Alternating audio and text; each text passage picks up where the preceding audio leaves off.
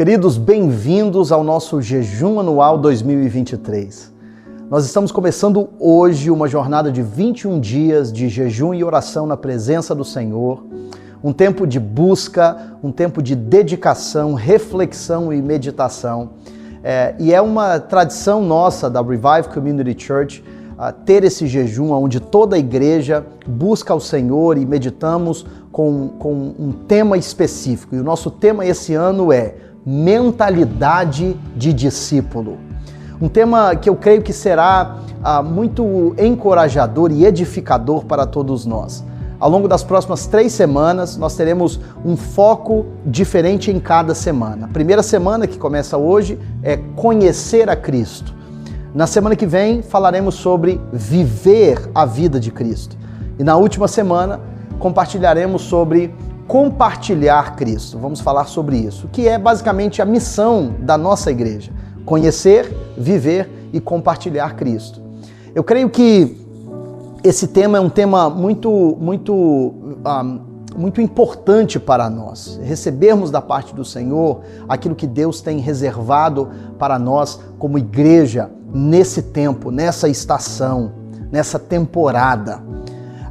E entender que o Evangelho não é uma mensagem egocêntrica. O Evangelho não tem apenas a ver com as nossas necessidades pessoais. O Evangelho, na verdade, à medida que nós amadurecemos no entendimento de quem é o Senhor em nós, a gente passa a compreender que o Evangelho nos posiciona para transbordar. Esse transbordar é algo poderoso. Normalmente a gente não pensa muito no que essa palavra significa.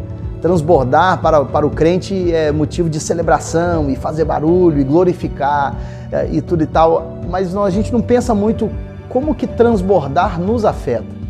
Porque na verdade, se você tem um recipiente que está sendo cheio, quando ele transborda, aquele fluir, aquele excesso, não tem nada a ver mais com o recipiente que estava sendo cheio. Porque aquele recipiente não consegue reter o que está transbordando. Portanto, o transbordar não tem a ver conosco, o transbordar tem a ver com quem está ao nosso redor. E é isso que eu creio que Deus deseja nos fazer compreender ao longo dessas semanas. Que crescer no conhecimento do Senhor tem a ver com descobrir o poder de verdadeiramente transbordar, a ponto de que aqueles que estão à minha volta experimentam o toque de Cristo através daquilo que Deus está fazendo em mim. Ou seja, o que Deus está fazendo em mim não tem a ver só comigo, porque Ele não está fazendo só em mim, Ele está também fazendo através de mim. E é isso que eu quero desafiar você a desejar descobrir. Ao longo dessas 3 semanas, descubra não apenas o que Deus está fazendo ou deseja fazer em você, descubra também o que Ele deseja fazer através de você. Esse é o verdadeiro transbordar. Mentalidade de discípulo tem a ver com essa compreensão. E eu creio que são 3 coisas, prioritariamente 3 coisas. Primeiro, é uma cultura que está sendo liberada. Não é só uma forma de pensar. Mentalidade de discípulo não é algo que a gente simplesmente aprende de forma didática. Não, mentalidade de discípulo tem a ver com uma cultura, uma identidade e um chamado. A cultura é a cultura celestial. A identidade é a nova identidade que encontramos em Cristo. E o chamado é o propósito que Ele nos estabeleceu para cumprir. E nós vemos isso ilustrado de forma muito linda quando Jesus seleciona 12 homens como seus discípulos no começo do seu ministério para caminhar com eles durante 3 anos e meio. Eles não sabiam que seria 3 anos e meio necessariamente, mas eles pela fé decidiram caminhar com Jesus e o convite de Jesus para eles está em Marcos capítulo 4, versículo 19, ou melhor, Mateus capítulo 4, versículo 19. Jesus disse: "Vinde após mim e eu vos farei pescadores de homens." E eu acho que esse versículo ele sintetiza muito bem essas três áreas que precisamos receber revelação do Senhor para viver o Evangelho de forma pura e de forma eficaz. Esse vinde a mim ele é seguido de vos farei. Vos farei o quê? Pescadores de homens. Eu acho que aqui nós temos a manifestação de uma cultura celestial, porque vinde a mim é um convite de Jesus para os discípulos, para que eles o sigam, para o observar, para aprender com ele. E o que Jesus estava ensinando era muito mais do que apenas conceitos ou palavras. Ou Jesus não estava só ensinando... Jesus não estava apenas ensinando coisas que eles poderiam replicar, que eles poderiam reproduzir, melhor dizendo. Jesus estava ensinando uma cultura, uma forma de viver, uma forma que tem muito mais a ver com pensar, falar, sentir, do que simplesmente com coisas superficiais. É uma cultura, é uma forma de vida. Vinde após mim é um convite para abandonar todo o restante que eles estavam envolvidos. E essa era a reação desses homens, quando eles eram confrontados ou quando eles eram convidados por Jesus. No caso dos pescadores, Pedro, João, Tiago, nós vemos que eles abandonam absolutamente tudo imediatamente para seguir Jesus. O vinde após mim é um convite para abandonar uma velha cultura e assumir o aprendizado de uma nova cultura. Assumir a cultura celestial, que faça parte de quem eu sou. E aí nós chegamos em identidade. E o exemplo que eu coloquei nos nossos devocionais, e você tem acesso a esse material, se você não tem o livro físico, você pode puxar essas anotações no nosso website, é que o exemplo de Pedro, por exemplo, que o nome dele era Simão, o nome dele foi mudado de Simão para Pedro, a identidade dele foi afetada. A personalidade dele, a forma dele falar, dele agir, todas essas coisas foram confrontadas pela presença de Cristo no convívio dele. Pedro começa o relacionamento dele com Jesus como um pescador bruto que falava o que pensava e reagia de qualquer forma.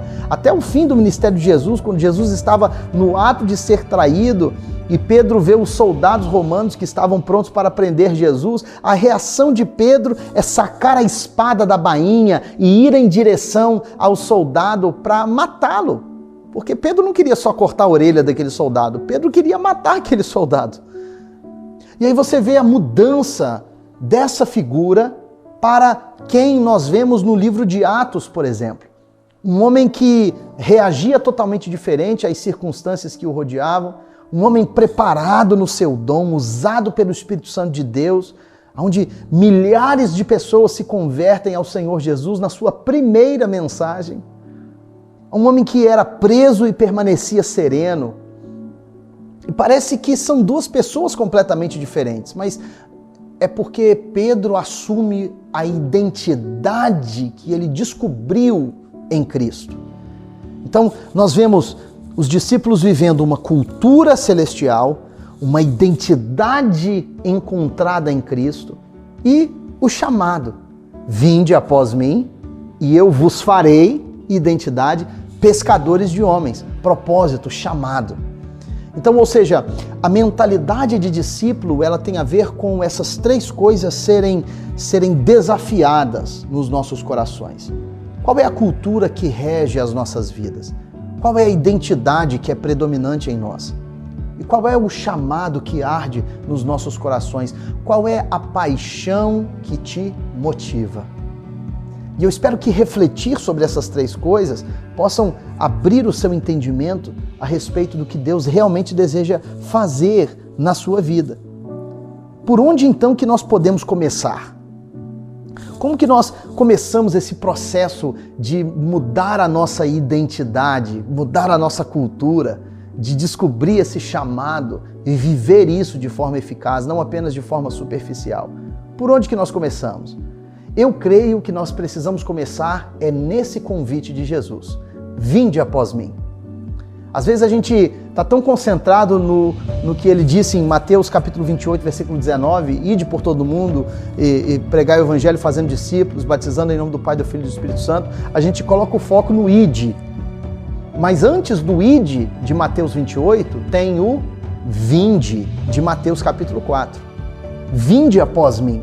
Esse convite é um convite poderoso, é o convite para conhecê-lo. E é por isso que nessa primeira semana vamos falar sobre conhecer a Cristo. Conhecê-lo. Esse é o convite que eu quero expor para você hoje. O convite que Jesus está fazendo para um relacionamento de intimidade. Porque Jesus deixa claro que o Evangelho é uma mensagem relacional. Jesus nos ensina a orar, a oração do Pai Nosso, apresentando Deus Pai. Hoje é simples falarmos que Deus é Pai, mas no Antigo Testamento esse conceito era um conceito que não passava nem próximo da cabeça dos judeus. Que de Deus ser um Pai, isso não passava pela cabeça deles, pela mente deles. Jesus introduz isso, dizendo, a gente deve orar assim, Pai nosso que está nos céus, santificado seja o teu nome, venha a nós o teu reino, seja feita a tua vontade. Ou seja, apresentando a Deus de uma forma relacional. Ou seja, Deus não é apenas aquele que habita na luz inacessível, ele também é Pai.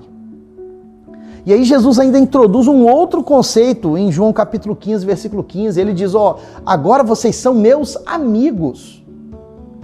Então, ou seja, o Evangelho é uma mensagem relacional que nos coloca não apenas em condição de edificarmos uns aos outros, mas também de nos relacionarmos com Deus com uma proximidade que é muito maior. Nós somos amigos de Cristo, amigos de Jesus. Que coisa linda! E eu quero desafiar você ao longo dessa semana a se aprofundar no seu relacionamento com Ele, no seu conhecimento a respeito dele. Porque não é só um conhecimento didático, de saber fatos a respeito da vida de Jesus. Não, é um conhecimento experimental, de você experimentar a vida de Cristo, a sua presença, que Ele faça parte do seu viver. Porque nós não podemos ser apenas fãs do Evangelho. Nós devemos ser amigos de Cristo, amigos de Jesus. E isso requer uma vida intencionalmente voltada para o conhecimento dele, da sua palavra e da sua vontade. Sabe de uma coisa, queridos? No momento crítico do ministério de Jesus, em Mateus capítulo 16, Jesus pergunta para os seus discípulos, escuta aqui, quem que as pessoas por aí dizem que eu sou? E os discípulos começam a responder, uns dizem que o Senhor é João Batista, outros dizem que o Senhor é Elias, e dando a opinião de cada um e tal. Aí Jesus vira para eles e pergunta, mas e vós? Quem que vocês dizem que eu sou? Que pergunta poderosa. Uma pergunta que desafia a convicção dos discípulos. E eles se calam no momento até que Pedro rompe aquele silêncio e faz uma declaração poderosa e diz, tu és o Cristo, Filho do Deus vivo. E é uma declaração tão poderosa que Jesus diz a respeito de Pedro. Ele diz assim, Pedro, não foi carne nem sangue que te revelou isso. Foi o meu Pai que está nos céus. Você alcançou essa revelação. Saber quem Ele é tão importante porque o mundo vai desafiar, o mundo vai confrontar a convicção que temos a respeito da identidade do nosso Senhor, de quem Ele é para nós. As circunstâncias da vida vão constantemente desafiar isso. Talvez você está sendo desafiado com isso agora. E quando nós não o conhecemos intimamente, nós não conseguimos compartilhar a respeito dele convincentemente. Então, oxalá que essa semana seja uma semana de profundidade no seu relacionamento com o Senhor. E eu coloco essa pergunta para você, querido. Quem que você diz ser o Senhor? Quem é Ele para você? Quais são as experiências que você tem com Ele? Quais são os testemunhos que você tem catalogado? Quais são as coisas memoráveis que você já experimentou a partir do tempo de comunhão com o seu Senhor? E se talvez você não tenha muitas coisas a dizer, que essa semana seja uma semana aonde você abra as portas do seu coração, permitindo que o Espírito Santo de Deus te posicione para experiências verdadeiramente transformadoras. Precisamos experimentá-lo de verdade. O profeta Oséias diz no seu livro, no capítulo 6, versículo 3, conheçamos e prossigamos em conhecer o Senhor. Esse ato contínuo, essa busca contínua é o propósito desse jejum e ela vai nos fortalecer, fundamentar a nossa fé. Fortalece o nosso vínculo com o Senhor. E isso é verdadeiramente poderoso. Por isso que eu clamo a Deus que você possa abrir o seu coração para esse tempo de busca e de estudo da palavra do Senhor. Tem um texto que me impactou muito ao longo do meu tempo escrevendo esse material e buscando a Deus a respeito disso, em Mateus capítulo 7, versículo 20 em diante, quando Jesus está falando sobre falsos profetas e pessoas que parecem ser frutíferas. E ele nos ensina, ele diz, você identifica a natureza de uma árvore através dos seus frutos. Porque não é o que parece ser bom, parecer ser bom não é suficiente. A natureza é mostrada pelos frutos. Aí Jesus diz o seguinte, Jesus diz, tem algumas pessoas que falam Senhor, Senhor, mas eu não os conheço. Ele diz que vai chegar ao ponto na eternidade de alguns dizerem, Senhor, mas eu profetizei em teu nome, eu expulsei demônios em teu nome, eu fiz milagres em teu nome. E Jesus vai dizer, eu nunca te conheci. Olha que coisa poderosa, o que Jesus leva em conta não é apenas os atos, as obras que fizemos, é a profundidade do nosso relacionamento com Ele. Ele deseja uma amizade contigo, meu irmão, minha irmã. O Senhor deseja não apenas que você frequente cultos, mas que você tenha um relacionamento pessoal com Ele, que Ele tenha acesso ao seu coração. Que coisa poderosa! Ele diz, a Bíblia diz explicitamente, nunca vos conheci. Ou seja, tem pessoas que fazem coisas que parecem ser tão bonitas, tão eficazes, mas o conhecimento do Senhor é algo que não tem como enganar. E oxalá que você seja inspirado pelo Senhor para ter um tempo de busca, experimentando a sua presença como nunca antes você experimentou. Precisamos refletir nisso, porque o excesso de atividade nem sempre ele é sinônimo de relacionamento. Não se engane, trabalhar para o Senhor é maravilhoso, é poderoso e é necessário, mas querido, não substitui o relacionamento com Ele. Nós precisamos conhecê-lo de verdade. Ao longo dessa semana, nós vamos refletir nas 7 vezes no Evangelho de João que Jesus disse a frase, eu sou. Ele disse, eu sou o pão da vida. Ele diz, eu sou a luz do mundo. Ele disse, eu sou a porta das ovelhas. Ele disse, eu sou o bom pastor. Eu sou a ressurreição e a vida. Eu sou o caminho, a verdade e a vida. E eu sou a videira verdadeira. 7 afirmações que Jesus faz dizendo eu sou. E cada um dos dias dessa primeira semana nós vamos meditar em uma dessas afirmações para ter uma experiência com cada uma das características de Jesus. E quem dera se 7 dias fosse suficiente para falar tudo a respeito de Cristo. O meu objetivo não é ser exaustivo na nossa busca, porque não tem como ser exaustivo em 7 dias apenas. O meu objetivo é apenas aguçar o seu apetite, para que você possa buscar ao Senhor também na sua busca pessoal. O foco de hoje, então, além dessa palavra introdutória, lógico, o foco principal de hoje é o pão da vida. Quando Jesus, no capítulo 6 de João, ele, após a multiplicação dos pães e dos peixes, ele diz, eu sou o pão da vida, comparando e contrastando o pão que ele multiplicou e deu de comer para a multidão com o alimento eterno, que é a sua presença para nós. E ele chega ao ponto de dizer que só é saciado verdadeiramente no seu interior quem come da sua carne e participa do seu sangue. E Jesus está aqui comparando e contrastando o alimento espiritual, a nutrição espiritual, dos alimentos e da nutrição física. A multidão tinha comido do pão multiplicado, do milagre, dos sinais, só que depois de algumas horas eles estavam com fome de novo. E eles foram em busca de Jesus, perguntando: e aí, Jesus, não tem como fazer mais um milagrezinho, não? A grande verdade é que, queridos, Deus não quer que nós vivamos de milagre em milagre, buscando milagres, porque milagres são sinais, um sinal aponta para alguma coisa. Uma vez que você concebeu e entendeu a mensagem que Deus estava querendo te passar, o milagre não é mais necessário, porque você já entendeu a mensagem, você já recebeu a revelação da pessoa. E é perigosíssimo quando nós alimentamos uma cultura onde o sinal é mais importante do que a pessoa que o sinal está apontando para ela. O sinal aponta para alguém. Uma vez que você vê e contempla a pessoa de Cristo, os sinais não são mais tão importantes. Aquela multidão não compreendeu isso. Eles viram o sinal, mas não compreenderam a importância da pessoa. E aí, depois que os efeitos daquele pão físico, eles passaram, porque as coisas deste mundo, as coisas físicas deste mundo, elas são temporárias, o seu efeito é temporário. Eles perceberam que, não, preciso de mais. E Jesus diz, é o seguinte, se você quer ser realmente saciado, você precisa do pão da vida, o pão da vida sou eu. E eu coloco isso para você hoje, querido. As coisas deste mundo, elas têm uma habilidade limitada.